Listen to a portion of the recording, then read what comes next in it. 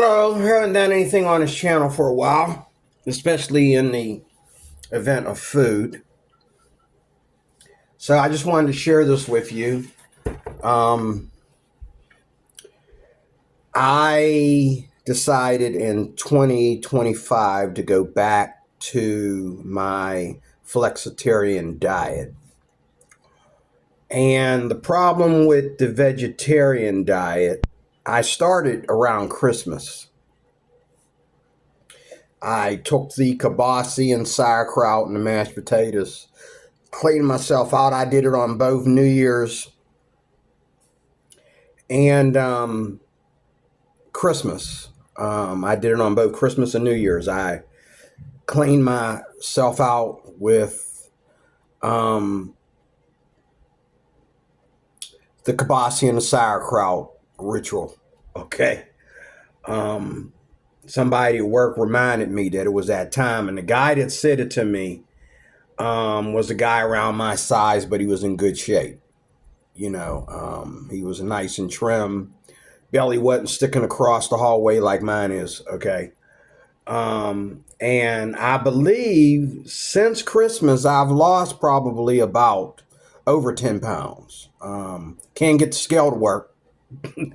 I got on the scale and broke it, so maybe I didn't lose. Maybe I didn't lose 10 or 20 pounds, okay? But I can't never get the scale to work right for me. But one thing I will say about some of us, a flexitarian or vegetarian diet is not necessary for everybody, especially if you're not the kind of person that, number one, eats a lot of red meat. If you are like a carnivore that eats vegetables, then you might as well just be a carnivore. Okay, if you want to be so, the Bible says, do not be gluttonous eaters of meat, or it also says don't be, translated, and don't be gluttonous eaters of food. Okay. But back in the day when the King James was the only Bible that people trusted, we understood way back then about colon cancer and, where that comes from. We understood where that comes from. Even way back then, before colon cancer really was, widespread and popular, people who took a break from red meat immediately knew where they felt the difference in their body. So, I don't get, like a lot of Muslim people, a lot of Indian people don't eat pork, and they say it with pride, like, I don't eat pork. Okay. And I had to tell this one lady, you ain't got to worry about colon cancer. Okay. But pork doesn't give you colon cancer. People that are colon cancer survivors eat pork.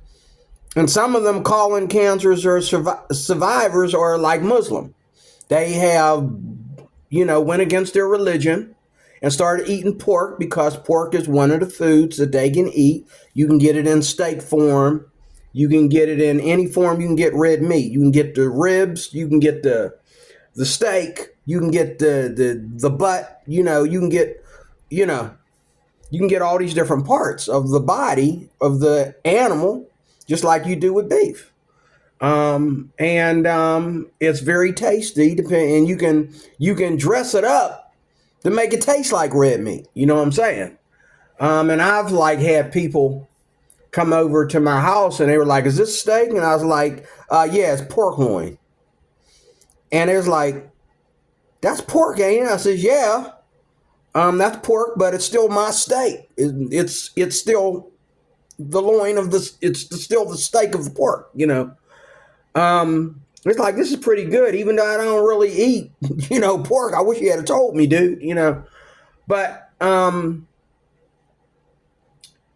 what I noticed in, the end of 2024 is when I begin to take a day, and this is the thing, like, because I'm diabetic, I started making a habit of fasting. and it wasn't working out for me. And the reason why I know that I needed to fast is because my body does not metabolize. And that's the other thing. If you're the kind of person that can eat chicken and beef and all the different types of meat and eat that with potatoes and, and French fries, well, that is potatoes, or pasta and rice, you're good. But since I've been diabetic, I've been staying away from everything white. Like I've been staying away from rice, potatoes, I've been staying away from bread and all that stuff. But yet I'm still bloated. I'm still bloated. Hear me good. I'm doing everything they tell me to do. And I'm even fasting. But after a 24-hour fast, I go back to eating, and I'm staying away from the bread. I'm staying away from the potatoes, and I'm staying away from the pasta and all in the rice. And after a good meal, I'm still bloated. And so what people explain to you when you go vegetarian is that meat and carbs, okay, do not go well together, because the carbs are like the highest form of carbs, your potatoes and your rice and that, and they digest differently than meats. And so it's like, you're eating your meat with your vegetables and your carbs, and those two things, especially the carbs in the meat and potatoes, hamburger and French fries, okay? That mixture right there is the hardest thing to digest. Now, people like me, I notice it right away. As soon as I eat a good plate of average size hamburger and a plate of French fries, immediately I get bloated and I get indigestion. And especially ever since I went into my 50s, I've been having this problem with indigestion, and I eat gas pills with every meal. And I'm getting sick of it. Now, I just sat here and ate 4 slices of this vegetarian pizza. And if you're from Pittsburgh, this is okay, pizza. And I decided today, since, I've made this rule for myself, because I cannot tell them how to cook it work. So what I do is I try to be as vegetarian as possible at home. And then when I go to work and I sit down to whatever they're having at work, which I cut it, if they got potatoes, and rice and stuff like that on the menu, and they're always going to have some kind of chicken or red meat there, and sometimes fish or salmon. Okay. What I do is I eat it real small, and a lot of times I won't eat the carbs. I'll just eat the vegetables and the meat. And there's been times when I just ate the meat, which is hard to do. It's hard for me to be a carnivore, but it's not. And I've noticed that it's hard to be a carnivore, but it's also less hard to be a vegetarian. Like, I can be a vegetarian better than I can be a carnivore. Like, at least for the majority of the day. Maybe by the end of the day, please give me a piece of chicken or something like that. I just wasted a whole bucket of chicken. Okay, I ate it after, going on this vegetarian diet. I made this chicken on my day off, and it was a lot. And I ate a couple pieces one time, and then the other 8 thighs, I just pitched them in the trash just a little bit ago, and took that out to the trash because I had them sitting in the refrigerator. I didn't feel like eating them, And like right now, I just ate 4 slices of pizza, and I feel great. But on a typical day eating, and I never eat just cheese and pepperoni pizzas. That's just like boring to me. That's old school. That's like, this isn't 2025. We don't eat. Who eats just plain Jane, cheese pizza with pepperoni. Who does that? Okay. No, I always put I always get the meat pizza which has beef and sausage on it and bacon and all like that. And the Muslims are choking themselves when they watch me eat a pizza. Okay. But this pizza right here, the Muslims would kiss me.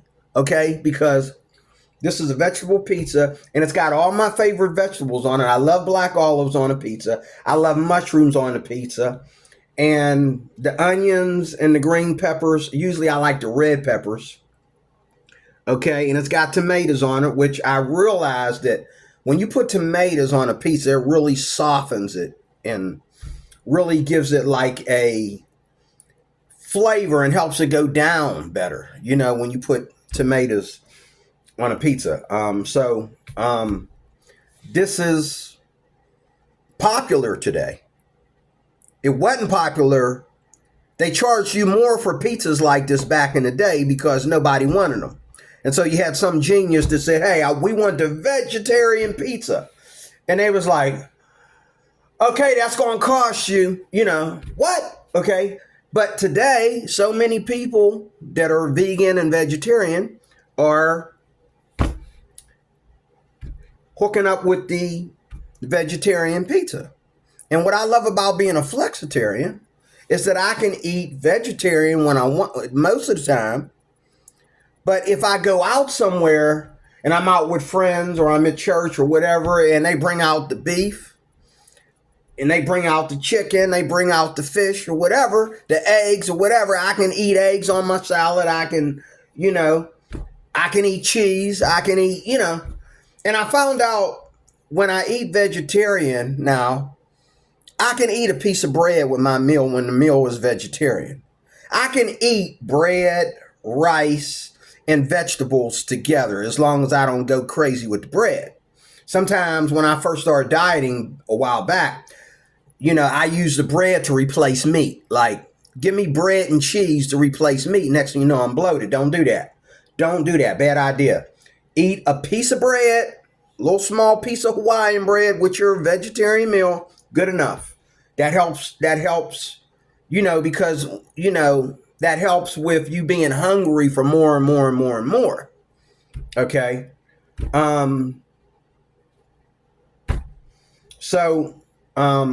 What I've noticed is I can eat rice. I can even eat pasta, which I don't recommend it. I only do that once in a blue moon. I can eat potatoes, and I make sure I clean them and cut them real good.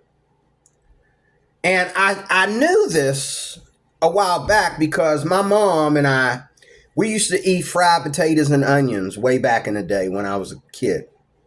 And I knew back then it feels different. When you eat fried potatoes and onions and nothing else, all you have is the onions and the potatoes. And sometimes, my aunt and them, they would add red and green peppers to the fried potatoes and onions. And so I do that too. I love to add peppers to my fried potatoes and onions. No meat and nothing else, just coffee. Okay, just fried potatoes and onions for breakfast. No eggs. Fried potatoes and onions, peppers maybe. No meat, no eggs. Just a cup of coffee to go with it.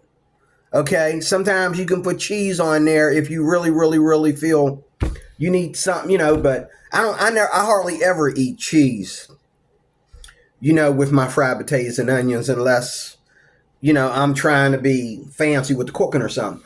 But I find out that I can eat cheese on a vegetarian diet as long as I don't go over with it. But when you eat meat and cheese and carb, and then you get up from the table feeling like you can't get up from the table, okay? And I want that to end. And so instead of me like trying to commit to this fast every other day, I'm going to fast and wash out everything that I ate the day before.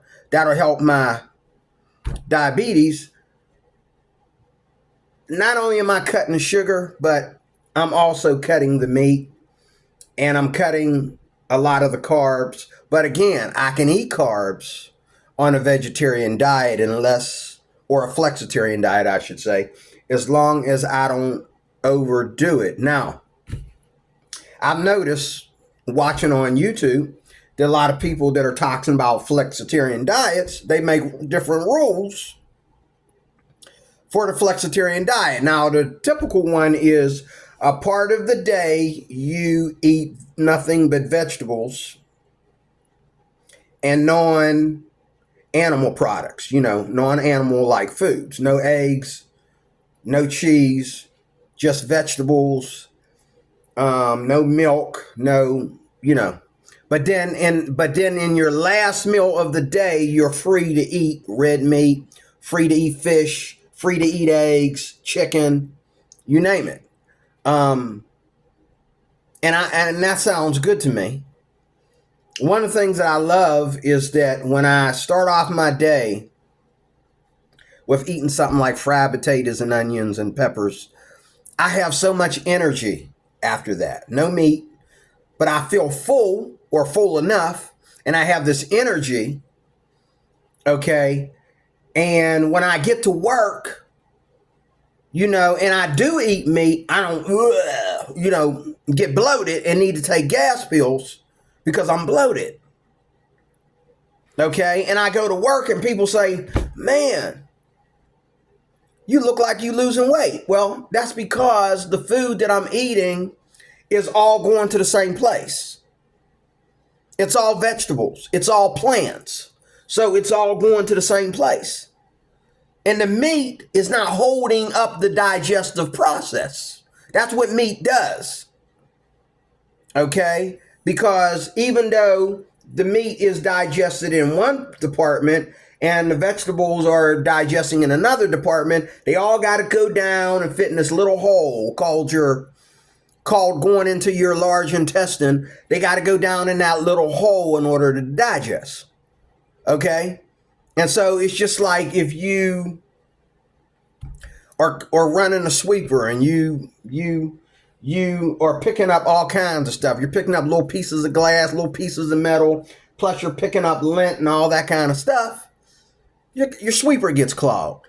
Same thing with your toilet. I hate to sound gross, but if you put too much toilet paper in there with the other thing, okay, your toilet gets clogged. And that's what happens to us people that love to eat meat, especially when you're 50 and up. We get clogged and we get gas. We got gas because we're clogged. Okay? And so, because after all, everything you eat goes through one hole.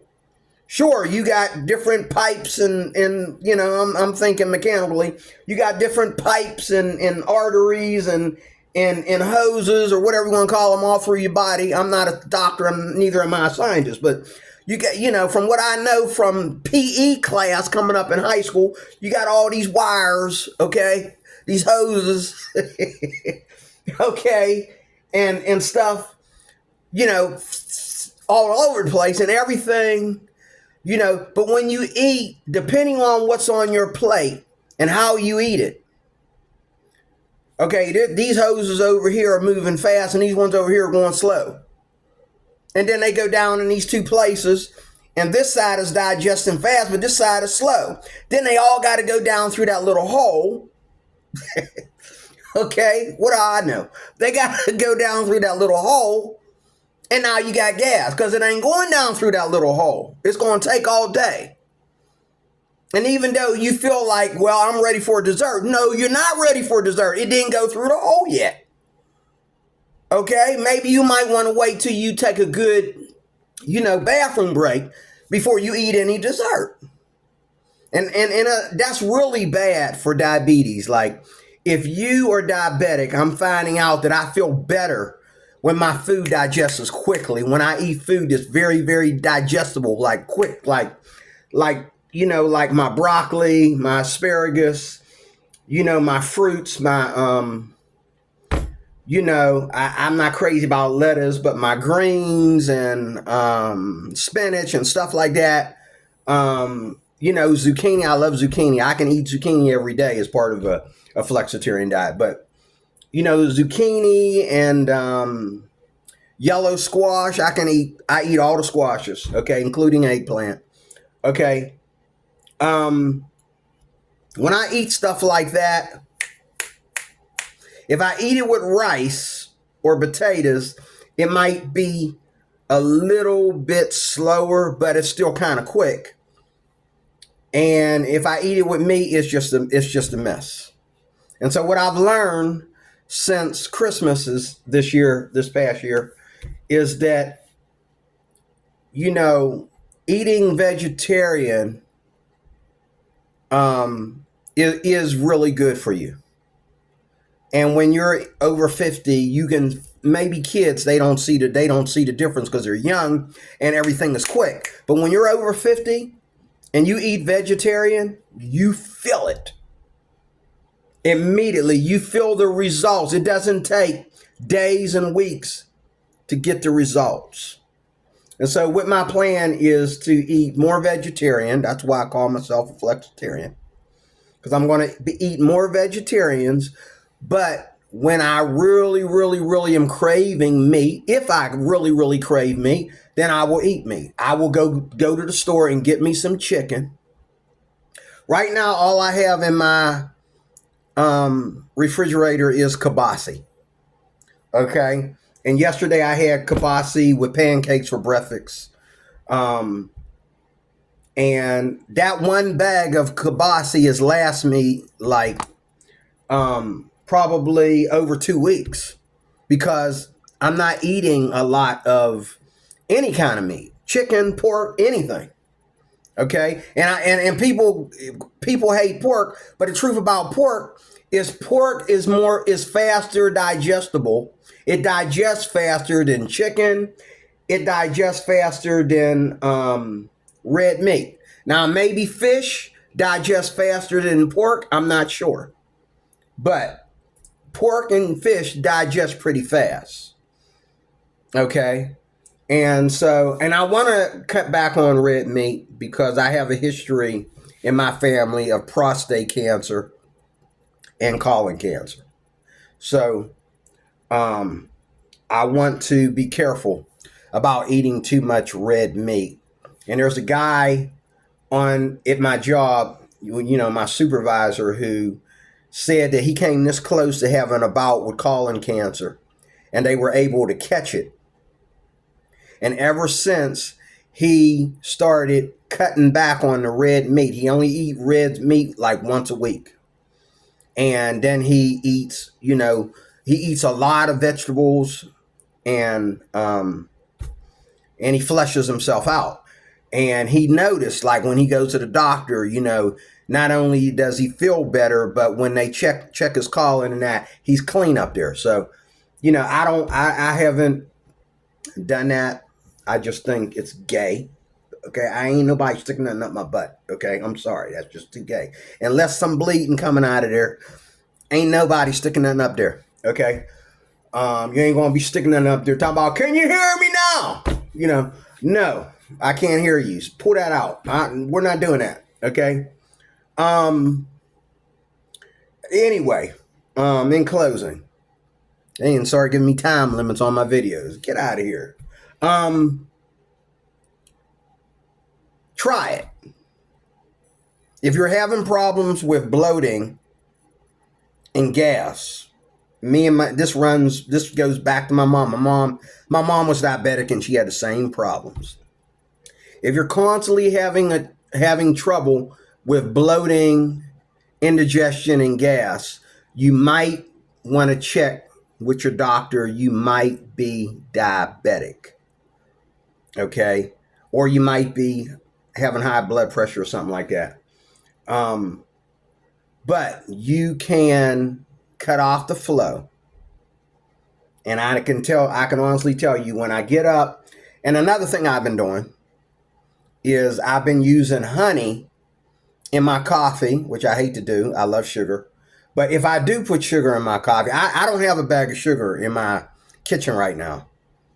Okay, the sugar container is empty. I haven't bought sugar in probably like 3 weeks. For the last 3 weeks, I've been using honey. I completed a bottle of honey, and I just went and bought a bigger bottle. It should last me longer. And I've gone to work, Usually when I order a pizza, this is the only time I drink something carbonated. Like I'll order a Dr. Pepper or a Mountain Dew, because those are my two favorite carbonated drinks, Mountain Dew and Dr. Pepper. My cousin, who is dead, okay, listen, she dead. She died at a young age. She was drinking Dr. Pepper like it was water. Not Dr. Pepper, Mountain Dew. She's drinking Mountain Dew like it was water. But I've been really, that's another thing that is very helpful for your diabetes. It's not just about eating sugar, but if you're cutting back on the carbonation as well as the carbs and as well as the meat, so that your food digests better, so that you have a better bathroom experience. And let me tell you something, and you can ask your doctor about this because it's a fact. Your bathroom experience are very, very important, especially when you get up in age. They are very, very important. When you go to the restroom, you want to have an experience that's like, whoo, that's a lot. Whoa, man, like bam. And I'm going to tell you something.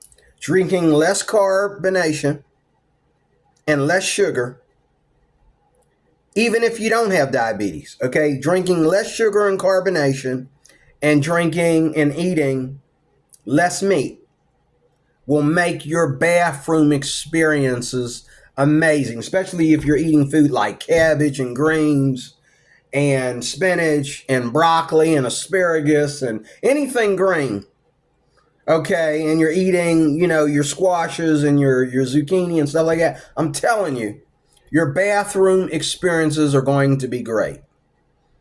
When I get out of the bathroom, I have so much energy nowadays. But that meat and them them carbs was keeping everything from coming out of me properly. Your bathroom experiences are not complete when you're eating all these foods outside of moderation. Okay? And I can sit down with a steak and and eat a whole porterhouse, okay? And as long as I don't eat nothing else with it, I'm fine. I feel great. Okay? I feel like I could eat another one. Okay? And because it's the only thing that I'm eating with, my coffee or my juice or my water, that's another thing I eat. I drink a lot of juice. Juice is juice, regular, real juice. No artificial juice drink. Real juices, real orange juice, real prune juice, real grape, white grape. My favorite is ruby red grapefruit juice. Okay. Real juice with less sugar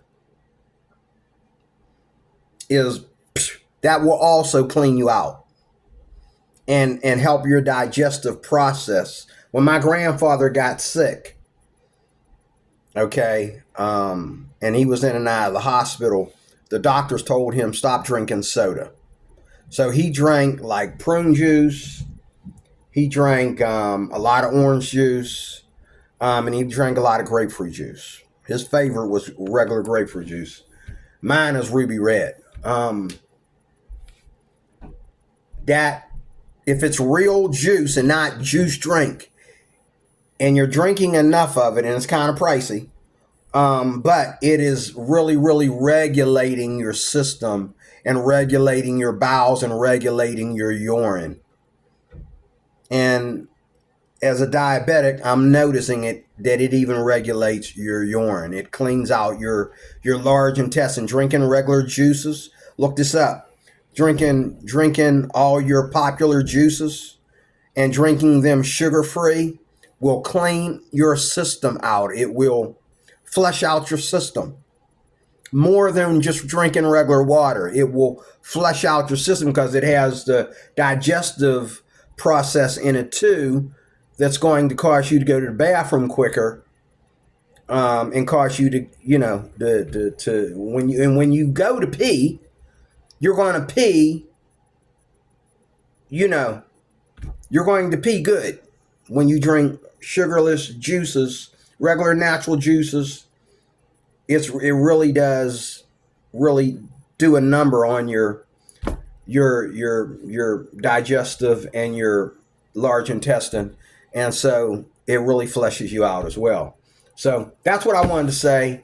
Ever since I started this flexitarian thing, I started to go vegetarian, but then sometimes all I have to eat is meat. I don't have the vegetables.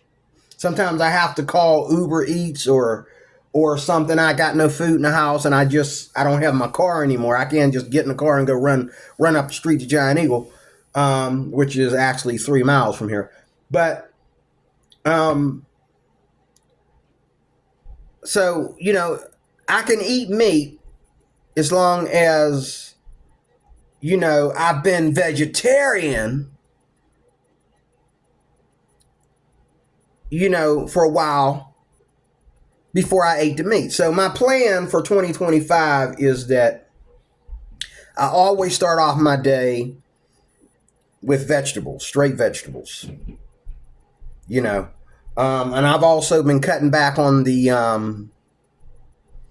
oils. Like I thought that olive oil was best for you and coconut oil. Now they're saying that's not the best for you. They say ghee is better for you than olive oil and coconut oil, especially if you're cooking, because you can't, when you cook them at high temperatures, like frying stuff, for example, they become something else. But it lets you know on a bottle of olive oil that this is good for frying. Well, okay, and I noticed a difference since I have been using olive oil, but they're saying that ghee is better for you than oils. So if you are an expert at coconut oil and olive oil, let me know what you think. But some people say that olive oil and coconut oil are the two best oils to cook with. Others say that no, you want to get rid of the oils.